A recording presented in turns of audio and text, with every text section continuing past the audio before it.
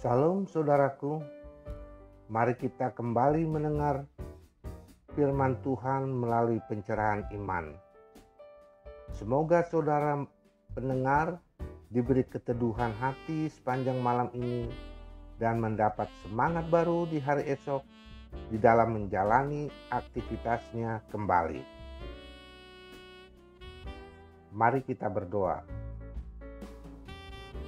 Bapa kami yang di sorga, pada kesempatan ini kami datang ke hadapan-Mu untuk mengucap syukur atas seluruh berkat dan penyertaan yang telah Tuhan berikan. Saat ini kami akan membaca sebagian firman-Mu. Biarlah firman Tuhan yang kami baca dan kami dengar malam ini dapat menjadi petunjuk bagi kehidupan kami. Kami menyadari bahwa kami orang-orang yang berdosa, yang tidak layak datang ke hadapan-Mu untuk menerima janji keselamatan yang akan Tuhan berikan. Oleh karena kasih kemurahan-Mu, Tuhan mengampuni kami hingga kami layak datang berjumpa dengan-Mu. Bukalah hati dan pikiran kami, dan juga persiapkanlah hati kami dengan kuasa Roh-Mu, agar kami dapat mengerti firman-Mu dengan penuh sukacita. Terimalah ya Tuhan doa kami ini yang kami sampaikan di dalam nama Tuhan Yesus Kristus, kami berdoa. Amin. Bacaan firman Tuhan malam ini diambil dari kitab Nahum 1 ayat 6-8. Demikian. Siapakah yang tahan berdiri menghadapi geramnya? Dan siapakah yang tahan tegak terhadap murkanya yang bernyala-nyala? Kehangatan amarahnya tercurah seperti api, dan gunung-gunung batu menjadi roboh di hadapannya. Tuhan itu baik. Ia adalah tempat pengungsian pada waktu kesusahan. Ia mengenal orang-orang yang berlindung kepadanya dan menyeberangkan mereka pada waktu banjir. Ia mengasihi sama sekali orang-orang yang bangkit melawan dia, dan musuhnya dihalaunya ke dalam gelap. Demikianlah firman Tuhan. Saudaraku yang terkasih dalam Tuhan Yesus Kristus, tema kita pada renungan firman Tuhan malam ini adalah bergembiralah sebab Tuhan itu baik. Di dalam lingkungan kehidupan kita, mungkinkah orang yang pecemburu, pemarah, dan suka mendendam dapat kita katakan sebagai orang yang baik dan berlaku adil? Jika kita mengatakan sebagai orang baik, rasanya mustahil. Sebab orang yang pecemburu dan lekas marah biasanya tidak akan objektif menilai sesuatu keadaan, karena hati mereka pada umumnya pendendam. Dan mereka baru puas kalau orang lain mengalami apa yang sudah dialaminya.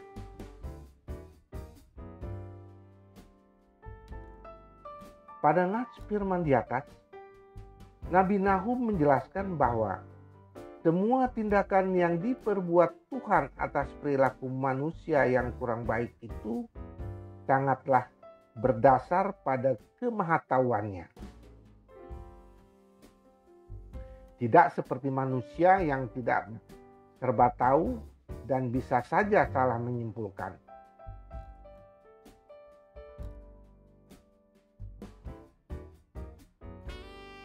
Tetapi karena Tuhan mengenal siapa yang patut dikasihani dan siapa yang patut dihukum. Penghukuman yang dinubuatkan Nahum kepada penduduk Niniwe ini bukanlah luapan kemarahan yang luar biasa. Akan tetapi Tuhan sudah lama memberi belas kasihan bagi mereka, tetapi mereka tidak mengindahkan dan tidak mau bertobat. Jika kita mengenal Tuhan sebagai pribadi yang Maha Tahu, dapat membuat kita tidak cepat menghakimi Tuhan ketika Dia mengizinkan sesuatu yang buruk terjadi dalam hidup ini. Karena kita tahu bahwa Tuhan bertindak dalam kebenarannya, bukan seperti kita yang sering dikendalikan oleh luapan emosi. Pengenalan ini seharusnya juga mendorong kita untuk hidup dalam takut akan Tuhan dan tahu bahwa kebenarannya tidak akan berkompromi dengan dosa. Tiap kesempatan yang Tuhan berikan adalah kasih karunia yang harus kita pergunakan dengan sebaik-baiknya. Pengenalan ini dapat menjadi peringatan bagi orang-orang yang menentang Dia, tetapi juga dapat menjadi pengharapan dan jaminan perlindungan bagi orang-orang yang mencari Dia. Kitab Nahum adalah kitab yang berisi ucapan ilahi dan penglihatan yang diberikan Tuhan kepada Nabi Nahum untuk memberikan peringatan kepada bangsa Niniwe. Kota Niniwe adalah ibu kota kerajaan Asyur yang sangat besar. Dan sekali lagi mendapat peringatan dari Tuhan melalui Nabi Nahum supaya penduduknya berubah sifatnya dan bertobat dari segala kejahatan yang mereka lakukan. Peringatan itu mengingatkan kita kepada peringatan yang Tuhan berikan melalui Nabi Yunus. Kini peringatan itu muncul lagi karena mereka kembali melakukan kejahatan yang dahsyat. Mereka banyak melakukan dusta, perampasan, serta penumpahan darah yang tak henti-hentinya. Dalam kondisi seperti itu, Nabi Nahum menyatakan tentang identitas Tuhan. Tuhan adalah Allah yang membenci penindasan dan segala bentuk kejahatan. Ia pasti akan murka terhadap semua kejahatan itu. Semua orang yang melakukan kejahatan itu adalah musuh Allah. Ia akan menghukum siapa saja yang melakukan kejahatan. Sehingga dapat kita baca di dalam perikop ini digambarkan betapa dahsyatnya murka Allah itu bisa terjadi terhadap bangsa yang terus melakukan kejahatannya. Namun Allah akan memberi perlindungan dan memberkati kepada siapa saja yang taat akan firman-Nya dan takut akan Dia. Oleh karena itu, Alkitab berpesan kepada semua umat yang dikasihinya melalui kitab Nahum 1 ayat 7 untuk selalu bergembiralah karena kebaikan Tuhan tiada taranya bagi setiap umat yang tidak meninggalkan kasih Tuhan dan taat akan firman-Nya. Dan bersyukurlah karena Ia mengenal kita. Oleh karena itu, marilah kita mendekat padanya, baik dalam suka dan ketika kita memiliki beban yang berat.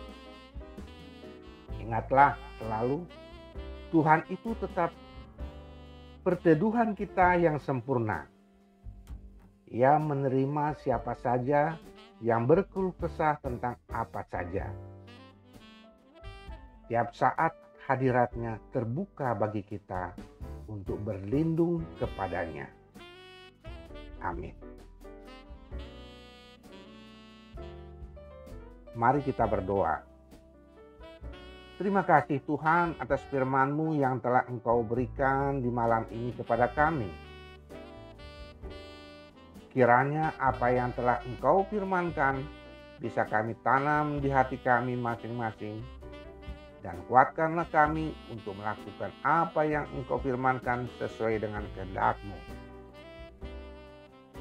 Biarlah perkataanmu menyegarkan jiwa kami, menghidupkan hati yang lemah dan lesu, dan membangkitkan harapan dan kasih kami kepadamu.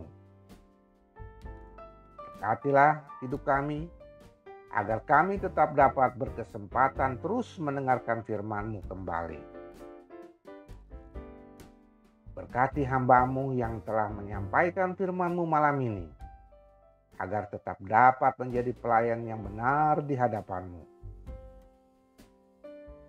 Demikian juga kepada para pendengar pencerahan iman dimanapun mereka berada, dan jika di antara mereka saat ini ada yang sakit, baik di rumah ataupun terbaring di rumah sakit, kami memohon Tuhan mau datang melawat mereka, jamah tubuh jasmaninya, dan mengurapi obat yang diberikan oleh para medis, agar obat itu menjadi obat yang terbaik buat kesembuhannya, sehingga dapat pulih dari sakitnya dan dapat kembali bersukacita bersama keluarganya.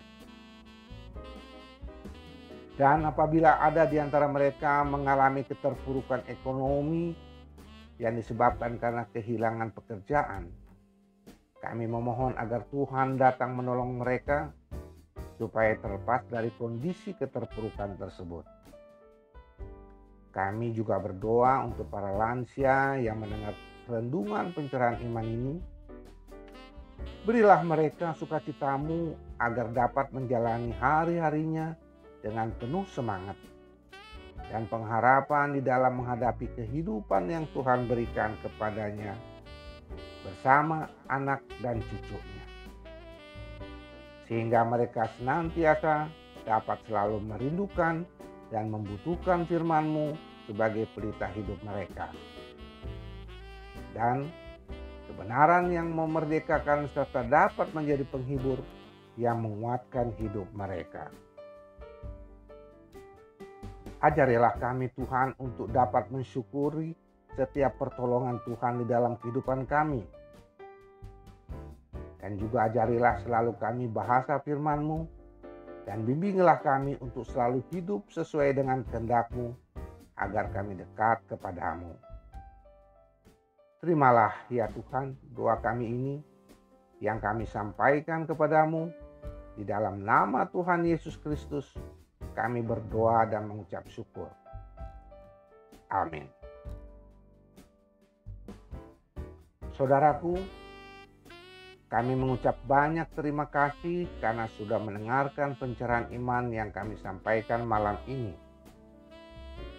Semoga saudara semua diberi damai sukacita dan kekuatan di hari esok di dalam menjalani aktivitasnya kembali.